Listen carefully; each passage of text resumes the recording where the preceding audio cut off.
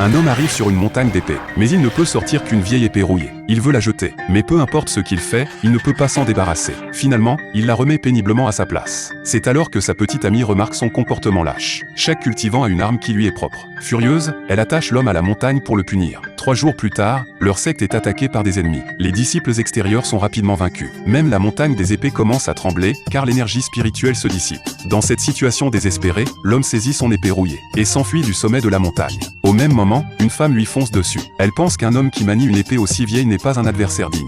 Après un intense combat, l'homme envoie le sabre de la femme voler avec un coup de pied. C'est alors qu'un autre combattant se place pour l'arrêter. Il sort son épée et lance un défi à l'homme. N'ayant pas le choix, l'homme se défend faiblement avec son épée. En un instant, l'épée se brise en deux. L'autre combattant ne lui laisse aucun répit et continue d'attaquer. L'homme cache la moitié de l'épée derrière lui, esquivant à droite et à gauche. Étonnamment, l'épée brisée derrière lui se réveille soudainement et commence à attaquer toute seule. Le métal usé de l'épée éclate alors d'une lumière argentée. Une seconde plus tard, l'épée soulève l'homme dans les airs et il file en direction du sommet de la montagne des épées. Dans les airs, une énergie colossale se déverse dans l'épée et l'homme la plante violemment dans la montagne. Instantanément, 3000 lames jaillissent du sol, encerclant l'homme. Une lumière verte pénètre en lui et se transforme en une gigantesque épée de 400 mètres. Dans la foulée, la puissance de l'épée se déchaîne, anéantissant d'un seul coup l'armée de 100 000 ennemis.